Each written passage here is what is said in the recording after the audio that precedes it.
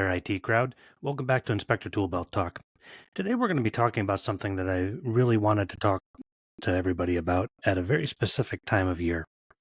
And because we're entering into the winter months here, for most of the US and Canadian market, we're going into a slower season. And even for, the southern markets, it's going to get a little bit slower because we have holidays, Thanksgiving and Christmas and New Year's, and things tend to not move as much around this time of year. So what invariably happens this time of year, now remember here at Inspector Toolbelt and Full View Home Inspector Marketing, we have clients all over the US and Canada and other parts of the world actually too. So when this slow season happens, something strange also happens. To save money, home inspectors start cutting back on things that actually make them money, thinking it's going to save them money. I'm going to go through a list of these things and why we want to focus on that and why sometimes we have that mentality. But I don't know, maybe 6, 7, 8 months ago, I mentioned a restaurant down the road from me. So they actually ended up closing. I drove by them the other day and they were closed. But this is what they did. So they opened their restaurant, had all this marketing, had all this stuff set up, and they were bringing in customers. And but then to save money when the customers started to dry up a little bit, they started cutting back on the things that brought them customers. So, for instance, they went with smaller, cheaper meat patties for their burgers. So instead of a nice burger made by hand, it was, frozen patties put on a bun. So people weren't getting what they wanted. They cut back on marketing. So they said, well, if we're spending $800 a month in marketing, which isn't a big budget, I'm just guessing, let's cut that back down to $200 and then we'll save $600. They thought very linear about what brought them money in. They were just thinking about the numbers without the meaning behind the numbers. So it got to the point where if anybody even found the place, they got a junky burger and nothing else. And it ruined their business. They literally went out of business. We as home inspectors sometimes do the same thing. I have seen and worked with thousands of home inspection companies over the past 10, 15 years. And I have almost invariably seen a pattern when somebody starts to go out of business. Now, this is, when I say a pattern, it's not guaranteed. And I'm sure there's going to be comments like, oh, I don't do this or I do that and it works out fine. I'm just talking about a general pattern. So what ends up happening is somebody will start cutting off this or that. And then they're like, oh, it's getting slow. I have to do this. I have to do that. And it's weird how much of a pattern it becomes that multiple inspectors do it. And I can almost call it, I'm like, they have maybe a year or two left. So what are those things that people start cutting out that ruins their burger and keeps people from coming to their restaurant, so to speak? Well, this happened recently with a couple of guys, actually. They turned off their InterNACHI membership. So what will happen is I'll get an email and I'll say, hey, Ian, can you and your team take off any mention of InterNACHI off of my entire website or all of my marketing because we don't belong to them anymore. I want to save money. That is one of the first and biggest signs that things are going downhill. Here's why. So we may say, well, it's InterNACHI. I can do a home inspection without it. I don't need it. Yeah, and that's true. And there are businesses out there that don't have it. But a couple of things. First of all, let's take it just from an internet standpoint. So we're not going to get heavy into this, but we have what are called citations. So Google, Bing, for all I know, ChatGPT at this point, they look at something called citations. So citations are mentions of your company on related websites that have a link to your website, have your name, address, and phone number called your NAP. And those are called citations, not just backlinks, but actual citations. What InterNACHI does for us is create thousands and thousands of citations. And they're not only just citations, like you can go on Fiverr.com and get citations that are worthless. These are relevant citations. So just that aspect, turning off your InterNACHI membership, that loses you tons of internet advantage. And I say advantage, the vast majority of home inspectors belong to InterNACHI. I mean, I think it's a little over 30,000. There's only a couple of thousand that don't actually belong to it, from what I understand, from what Nick has said on previous podcasts. And the numbers jive with the numbers that we have. So think about that. That means 99%, 98%, whatever it is, of home inspectors out there will automatically have an advantage to us online. That's insane. So how much is InterNACHI membership? Somebody can contact me and correct me, but I believe it's like $50 a month or something like that, or $500 a year, something along those lines.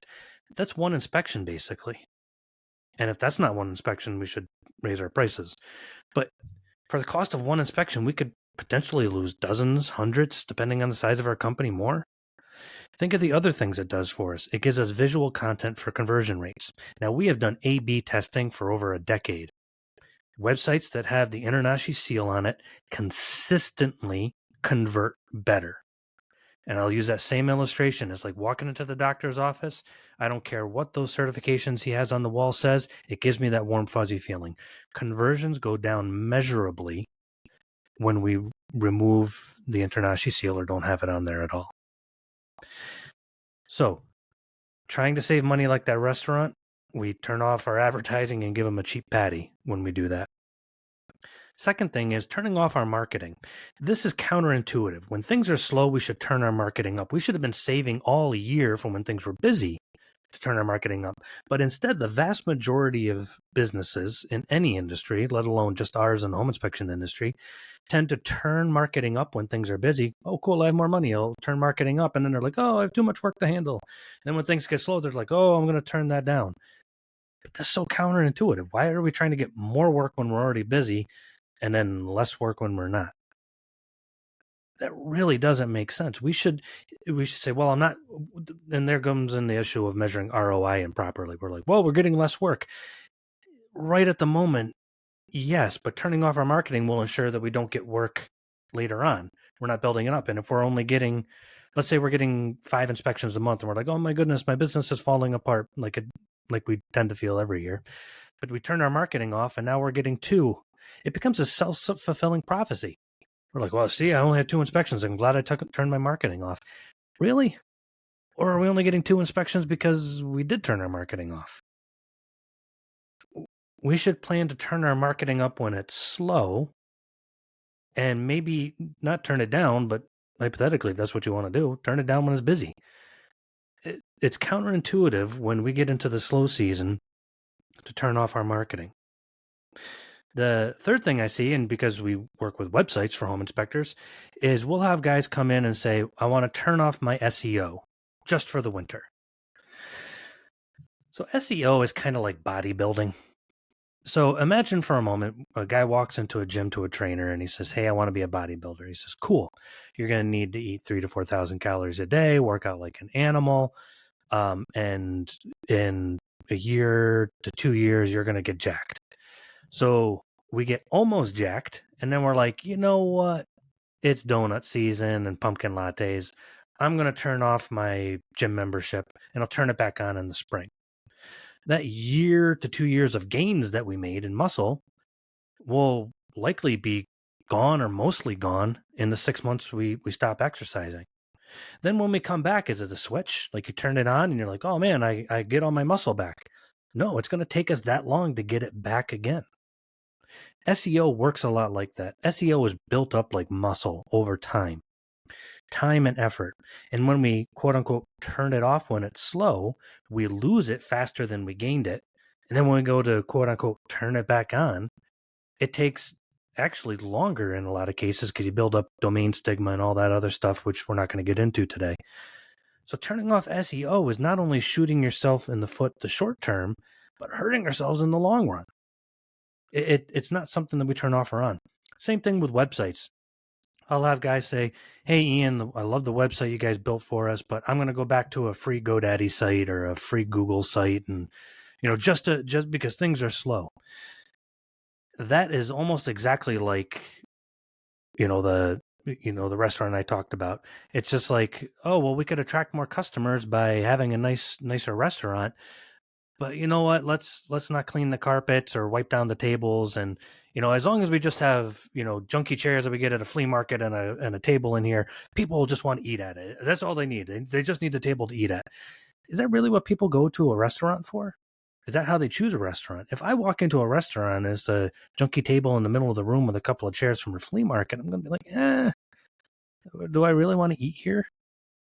I haven't tried their food. They could be the best chef in the world.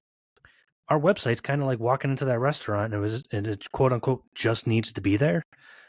We're losing more clients than we think, than we'll ever know by them showing up, and our website is basically a table and a couple of junky chairs in the middle of an empty room. The other thing that I see home inspectors do is they lower their fees in the slow season. If we've ever like negotiated something, once we've gone down, really hard to go back up. So imagine for a moment we're at a garage sale, we're running the garage sale, somebody's like, hey, I want to buy that spoon.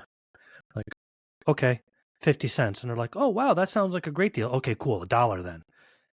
No one's going to pay us $1 after that, even if it's worth $10. They're like, this is weird, dude. Once we go down in prices, really hard to go back up. And what we're also doing is just selling ourselves short. So how do we know that, let's say we're getting 10 inspections this month. How do we know that we would get 5 inspections if we kept our prices the same? How do we know we got 10 inspections because we kept it cheap? So let's say we are at $500 an inspection and we go down to $350. Oh, I just need to get through the winter. Okay, at 10 inspections, that's $1,500 we lost because we lowered our prices. Couldn't we have just done 3 less inspections and kept our prices high? Now when the spring comes around, now we have to re-go through the process of raising our prices again. Lowering prices doesn't really do much for us in the slow season. Remember, the slow season just happens. It doesn't mean we're a bad inspector. It doesn't mean anything. It just means, hey, less houses are moving. People are eating turkey and buying presents and running out of money. January is a terrible month. People have no money. They're just closing deals that they did in November and December, and just, you know what? They're going to look for a cheap price sometimes in that month. February, things aren't moving as much because people are just starting to look at houses again. It happens. It happens every year. It's like thinking the sun's not going to come up because it's still dark outside. It'll get better. The less we freak out about it, the better. Another thing is I see home inspectors stop doing events and providing a lunch. And I say providing a lunch because a lot of these real estate events where they introduce you to buyers and you meet agents and all that stuff, they want you to bring lunch. Like, oh my goodness, that's $150 to feed these agents. And then invariably afterwards, we're like, I didn't get one job out of that. It's not about getting jobs. It's about building relationships. Those relationships pay off over time. Measuring ROI, return on our investment, doesn't happen that way. So stopping doing events, stopping providing a lunch, to be frank, looking like a cheapskate because things are tight, really isn't the way to go about it. Now, listen, if we're just starting out and we're like, yeah, Ian, you don't get it. Trust me, I get it more than most.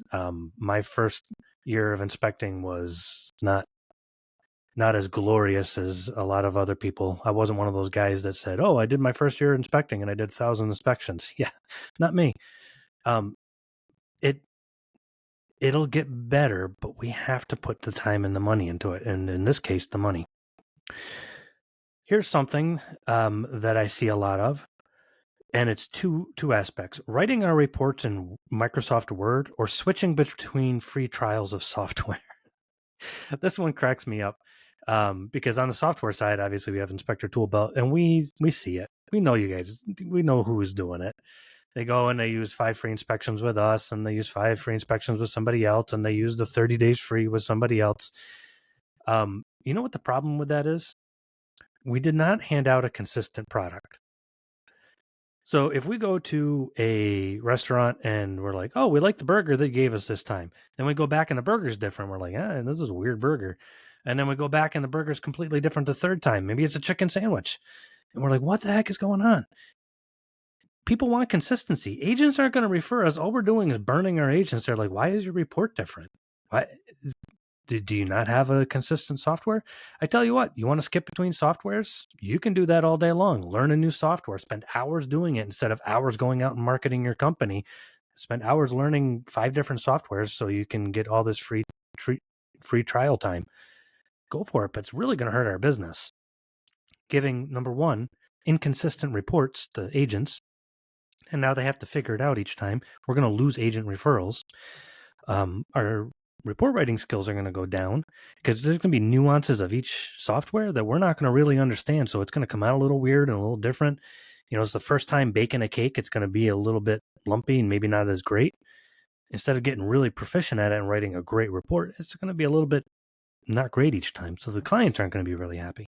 And then we're going to spend lots of extra time trying to figure all of that stuff out in each particular app. So try to stick consistently with the app that you're going to use, something that you're happy with.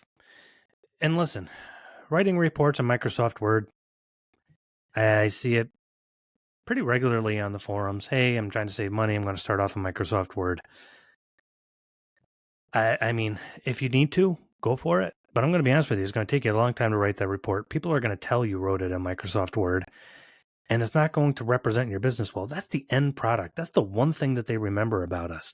And if our reports are like, wow, thank you, then it's not going to do anything for our business. So if you have to, do what you feel you have to do. But I'm telling you from my own experience, really not going to help our business. And let's be honest. So Inspector Toolbelt, if you sign up for our app, you get 5 free inspections. Using just as an example, if you've done 5 full inspections and you've gotten paid for them, you have hypothetically 5 times 500 is $2,500. Can we put that back into the next year of the app or whatever app we happen to use? Think about it logistically instead of trying to get it the cheapest way possible. The other thing is reducing follow-up communications by switching or not using software for it. This is important. So we just mentioned the importance of a good report, but imagine for a moment we're not following up with emails and agents and text messages. And so most of us software providers offer things like follow-up text messages and emails and reminders. People love that. Our agents love it. They're like, oh, thank you. You sent me 2 reminders before the inspection. You messaged me afterwards to thank me. A month later, we're touching base. Oh, yeah, I forgot about you guys. You know what? I do have an inspection for you. That stuff is gold. If we're switching around, it's not really going to be helping us. We're not going to have that same follow-up that we do. So we're just cutting ourselves short. So in conclusion, when the market gets slow, we have to step back and get out of our own minds. I have to do this myself. All of us kind of freak out a little bit. But instead of cutting back everything and offering a cheaper frozen burger, no atmosphere, and no marketing to our restaurant, keep the things that work going. Spend time in the busy season saving up the funds to be able to keep those things going in the slow season. Then when the busy season comes back around, we'll be even busier than before. But I hope this information helps. Thank you for listening in, and we'll see you next time in Inspector Toolbelt Talk.